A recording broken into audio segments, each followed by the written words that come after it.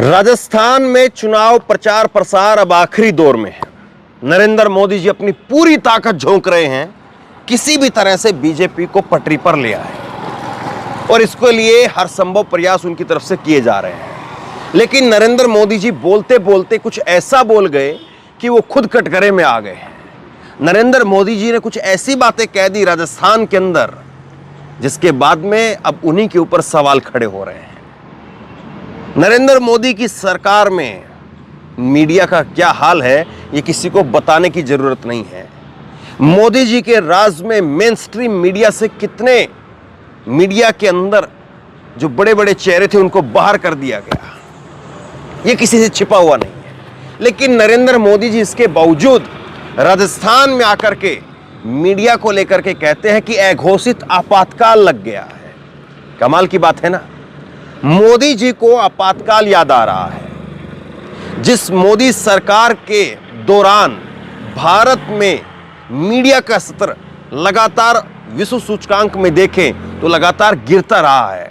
और मैं आपको एक भास्कर की रिपोर्ट दिखाऊंगा जिस रिपोर्ट में नरेंद्र मोदी जी को भारत में जिस तरह से मीडिया के ऊपर शिकंजा कसा जा रहा है उसको लेकर के किम जोंग के साथ में दिखाया गया है। आप हैरान रह जाएंगे। लेकिन भास्कर की 2021 की रिपोर्ट में आपको दिखाऊंगा, आगे देखिए। लेकिन पहले शुरुआत करते हैं राजस्थान से। राजस्थान में नरेंद्र मोदी थे और राजस्थान में पहुंच करके नरेंद्र मोदी कहते हैं कि अशोक गहलोत वो शिकंजा कसने का काम कर रहे हैं।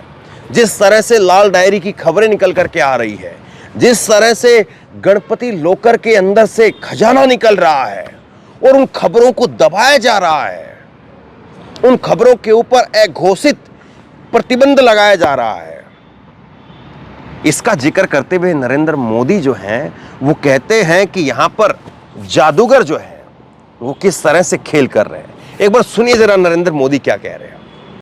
कि हां, खुद को जादूगर कहने वाले सीएम अपनी हार से इतना बौखला गए कि उन्होंने मीडिया को भी धमकाना शुरू कर दिया है।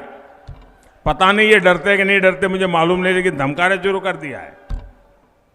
लेकिन लोग बताते हैं कि लाल डायरी के पन्नों और गणपति प्लाजा के लॉकरों से निकलते माल की खबरों पर यहां अघोषित प्रतिबंध लग गया है।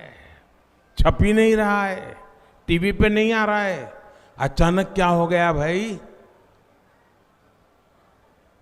मीडिया को दबा करके इनसे झूठी खबरें लेकर जुड़ी जो खबरें हैं वो छापो मत और झूठी खबरें छापो, ये खेल कर रहे हैं गहलोत जी। अरे जिनकी नैया को जनता ने डुबाने का ठान लिया है वो कांग्रेस पैसे देकर अखबारों में फर्जी लहर चलवा रही है। और जादूगर साहब, आपका जादू आपकी काली कमाई के सच को दबा नहीं सकता है। यह पाप से आपको बचा नहीं सकता है। जिन युवाओं का भविष्य पेपर लीक करके बेचा गया है उस पर यह जादू नहीं चलेगा। जिन कर्मचारियों को ट्रांसफर पोस्टिंग के नाम पर लूटा गया है, परेशान किया गया है, उन पर यह जादू नहीं चलेगा। सवाल यह है कि नरेंद्र मोदी जी को आखिरकार ये क्यों कहना पड़ रहा है? क्या लाल डायरी की खबरें नहीं चली? क्या गणपति लॉकर्स की खबरें नहीं चली? ये कुछ स्क्रीनशॉट आप देखिए। ये स्क्रीनशॉट आपको बता रहे हैं कि किस तरह से मेन स्ट्रीम मीडिया दिल्ली से लेकर के, नोएडा से लेकर के और जयपुर तक आकर के इन खबरों को कवर करता रहा है। लाल डायरी की खबरें खूब चली हैं, गणपति लॉकर की खबरें खूब चली हैं और प्रधानमंत्री नरेंद्र मोदी जी ने पहली बार लाल डायरी का जिक्र नहीं किया है। वो लाल डायरी का जिक्र अपने राजस्थान के अंदर जब से चुनावी कैंपेन की शुरुआत कर रहे थे तभी से जिक्र कर रहे हैं। कायदे से देखें तो लाल डायरी और कन्हैया लाल, यही नरेंद्र मोदी जी के दो लाल हैं जिसको वो भुनाने की प्रयास कर रहे हैं चुनाव के अंदर। कन्हैया लाल और लाल डायरी, यही दो मेन मुद्दे उनकी तरफ से दिखाई देते हैं। बाकी उनके खुद के नेता कहाँ हैं, वसुंधरा की सरकार का नाम जिक्र क्यों नहीं करते हैं, वो उनकी वसुंधरा की सरकार के समय पर जो जो योजनाएं चली उनका जिक्र क्यों नहीं करते हैं। तो ये नरेंद्र मोदी जी के बारे में अगर कोई कहे कि लाल डायरी के लेकर के जो उनका सवाल है वो वाजिब है, तो ये खबरें उनके लिए है। और मैं खुद आपको बता देता हूं, लाल डायरी का जब मुद्दा उठा उस वक्त में मैंने खबर की, और जिस दिन गणपति लोकर को लेकर के किरोड़ी लाल ने जिस तरह से वहां पर धरने देने की बात कही, मीडिया को लेकर के पहुंच गए, पहले प्रेस क्लब में प्रेस कॉन्फ्रेंस की, उसी दिन मैंने खबर आपको दिखाई थी। लेकिन गजब तो ये हुआ था नरेंद्र मोदी साहब कि वो खबरें आई और वो खबरें जो हैं वो खत्म हो गई, जबकि उसमें जो है वो बताया गया कि कई हजार करोड़ रुपए जो मिलने का अंदेशा है, सोना है उसके अंदर, जेवरात है उसके अंदर। तो ऐसे में तो वो मामला ईडी का बन जाता है। तो फिर ईडी ने क्यों नहीं उसके अंदर दबिश दी? सवाल तो फिर ये पूछा जाएगा आपसे। खैर, हम नरेंद्र मोदी जी जो बातें कह रहे हैं उस पर थोड़ा काउंटर देखते हैं। क्या वाकई नरेंद्र मोदी जो कह रहे हैं कि अशोक गहलोत की सरकार वो यहां पर मीडिया को दबाने का काम कर रही है, या नरेंद्र मोदी की सरकार वो दबाने का काम करती है? ये जरा आप रिपोर्ट देखिए, भास्कर की रिपोर्ट क्या कहती है। ये भास्कर की रिपोर्ट है और ये रिपोर्ट है 7 जुलाई और 2021 की रिपोर्ट है। ये 7 जुलाई 2021 की रिपोर्ट है और इस रिपोर्ट के अंदर कहा गया है कि नरेंद्र मोदी जी का भी नाम है इसमें, इमरान की साख पर फिर बट्टा, प्रेस की आज़ादी छीनने वालों की लिस्ट में पाकिस्तानी पीएम और उत्तर कोरियाई तानाशाह किम जोंग उन दुनिया के 37 ऐसे लीडर हैं। और इसमें नाम देखिए, प्रेस की आज़ादी के खिलाफ ग्लोबल लीडर्स की लिस्ट में नरेंद्र मोदी, इसमें इमरान खान का नाम है, इसमें किम जोंग उन का नाम है, इसमें सऊदी अरब के मोहम्मद बिन सलमान का नाम है और इसमें नरेंद्र मोदी का नाम है। और भास्कर ने भी इस खबर को अपने से नहीं छापा था। भास्कर ने ये खबर छापी है press watchdog reporters without boundaries, एक इंटरनेशनल संस्था है जो दुनिया भर में आज़ादी प्रेस को लेकर के कितनी है इसका विश्लेषण करती है, उसको लेकर के रिपोर्ट छापती है। उसने इस रिपोर्ट को छापा था कि कैसे दुनिया भर के अलग अलग मुल्कों के अंदर 37 ऐसे मुल्क हैं या 37 ऐसे राष्ट्राध्यक्ष हैं या प्रधानमंत्री हैं, राष्ट्रपति हैं जो मीडिया के ऊपर अंकुश लगाना चाहते हैं, और उसमें एक नाम नरेंद्र मोदी का था। ये रिपोर्ट अपने आप में बहुत कुछ कहती है। सुनिए नरेंद्र मोदी साहब। अब दूसरा मैं आपको 2014 से अगर हम शुरू करें तो 2014 से देखिए आप, ये आपके सामने इंग्लिश में हिंदुस्तान टाइम्स की रिपोर्ट है और ये 12 फरवरी 2014 की रिपोर्ट है, यानी नरेंद्र मोदी की सरकार आने से ठीक पहले की रिपोर्ट है। और ये बताती है कि इंडिया की रैंक प्रेस, फ्री प्रेस के मामले में इंडिया की रैंक 140 थी 180 देशों के मुकाबले में, और उसके बाद में ये रैंक कैसे गिरती चली गई और आज क्या है जरा देख लीजिए। आज 180 में से हम 161वें स्थान पर चले गए हैं। 140 से 161 पर हम पहुंच गए हैं। मात्र 20 ऐसे देश हैं जो हमसे और बदतर हैं।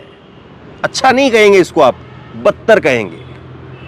और इंडिया जो है, भूटान की अगर आप देखें इसको, अगर इंडिया के पड़ोसी देशों से अगर इसको कंपेयर करेंगे तो भूटान में 90वें स्थान पर, भूटान 90वें स्थान पर है, श्रीलंका 135वें स्थान पर है, पाकिस्तान भी हमसे अच्छे स्थान पर है 150वें पर, अफगानिस्तान जहाँ पर तालिबान का शासन अब हो गया है वहाँ पर भी 152वां नंबर है, बांग्लादेश हमारे बराबर है 163वें नंबर पर है। और फिर उसके बाद में अगर आप खुश हो सकते हैं कि चीन वगैरह का नाम लेकर के कि भैया वहाँ पर क्या है, लेकिन हमें चीन से क्या मतलब, हम तो अपने देश की बात करेंगे। अपने देश में देखिए हालात क्या हैं।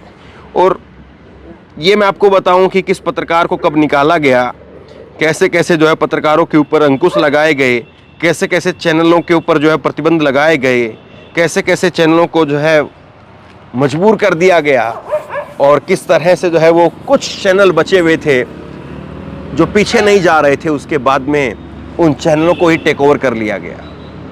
एनडीटीवी याद है आपको, रवीश कुमार आपको याद है, पुण्य प्रसून वाजपेयी, अभिसार शर्मा, अजीत अंजुम, कितने ऐसे नाम जो इसमें लिए जा सकते हैं जो टीवी के एक चेहरे थे एक दौर में, लेकिन कैसे जो है फिर धीरे धीरे करके बाहर कर दिया गया, या कुछ अपने आप बाहर होते हुए चले गए।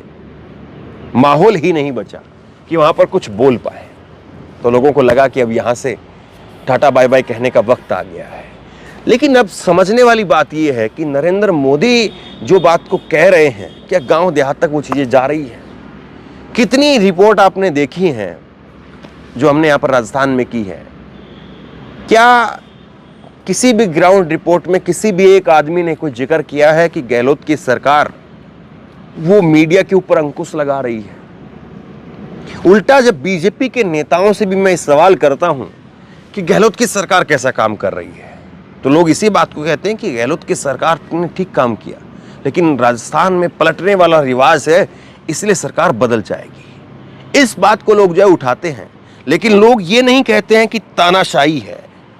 लेकिन खैर, नरेंद्र मोदी साहब को लगता है कि तानाशाही है। पता नहीं नरेंद्र मोदी साहब तक, उनके कार्यालय तक, या उनका जो रिसर्च करने वाली टीम है वहां तक ये खबरें पहुंचती हैं कि नहीं पहुंचती हैं कि उत्तर प्रदेश में क्या होता है।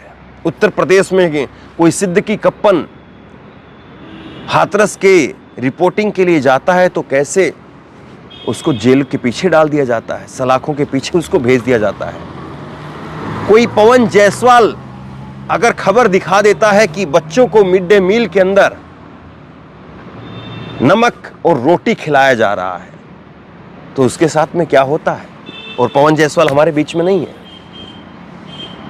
तो ये बहुत सारी खबरें जो मोदी जी जिस डबल इंजन का सबसे मजबूत उदाहरण उनके पास में है, उस डबल इंजन में क्या हालत है? कितने लोगों को आजादी है इस बात के बोलने की कि उत्तर प्रदेश में सब कुछ चंगा सी? अभी अयोध्या को लेकर के हमने खबर दिखाई, जब राम मंदिर के लिए वहां पर किस तरह से माहौल बनाया जा रहा है, और राम की पैड़ी पर जब योगी आदित्यनाथ की सरकार लाखों लाख दीवे जला करके वहां पर रिकॉर्ड बनाने की बात करती है, लेकिन वहां पर किस तरह से जो है वो उन खबरों को दबा दिया जाता है, या एक भी चैनल, एक भी अखबार नहीं छाप पाता है कि कैसे छटाक भर तेल के लिए गरीब वहां पर बाल्टियां ले लेकर के, पीपियां ले लेकर के आते हैं। क्या उन खबरों को कहीं पर जगह मिलती है? भूखमरी की कोई खबर आ जाए, वर्ल्ड हंगर इंडेक्स की कोई खबर आ जाए, तो उस खबर पर कितनी चर्चा होती है। लेकिन उस खबर को अगर कोई ये कह दे कि ये खबर सही नहीं है, पाकिस्तान के हालात हमसे ज़्यादा बुरे हैं, तो फिर उस खबर पर कैसे बात होती है? और कैसे यहाँ पर मेन स्ट्रीम मीडिया भारत के अंदर पाकिस्तान की महंगाई पर चिंता तो जरूर करता है, लेकिन भारत के टमाटरों के ऊपर चर्चा नहीं होती है, भारत के किसानों के ऊपर चर्चा नहीं होती है, भारत के बेरोजगारों के ऊपर चर्चा नहीं होती है। तो बहरहाल नरेंद्र मोदी साहब हैं, अब क्या कहें, वो जो भी मर्जी उनके वो कहना चाहते हैं वो कह सकते हैं। अभी 4 दिन का वक्त और है, लेकिन राजस्थान की जनता को तय करना है कि वाकई अशोक गहलोत की सरकार वो तानाशाह की तरह से काम कर रही है, या अशोक गहलोत उनकी जन कल्याणकारी योजनाओं का लाभ लोगों को पहुंचा है, और उसकी वजह से नरेंद्र मोदी की सरकार में, उसकी वजह से बीजेपी के अंदर एक डर है कि कहीं राजस्थान के अंदर जो रिवाज लगातार चलता हुआ आ रहा है वो पलट ना जाए, और इस बार सरकार रिपीट ना हो जाए। और इसीलिए नरेंद्र मोदी जो हैं वो इस तरह की चीज़ें कह रहे हैं, कर रहे हैं। सवाल ये है, आप बताइए आप किस तरह से इसको देखते हैं, कैसे इस पर क्या सोचते हैं? नीचे कमेंट बॉक्स पे अपनी राय लिख करके ज़रूर बताइए। इस वीडियो को खूब शेयर कीजिए, लोगों तक पहुंचाइए, और इसी तरह की तमाम खबरों के लिए ऑनलाइन न्यूज़ इंडिया को सब्सक्राइब कीजिए। साथ में जो बेल आइकन है, घंटी है, उसको ज़रूर दबाइए, ताकि जैसे कोई खबर अपलोड करें उसकी नोटिफिकेशन सीधे सबसे पहले आपको मिल सके, अगर ये वीडियो फेसबुक पर देख रहे हैं तो फेसबुक पर हमारे पेज को लाइक कीजिए, फॉलो कीजिए और इस खबर को शेयर कीजिए। बहुत बहुत धन्यवाद।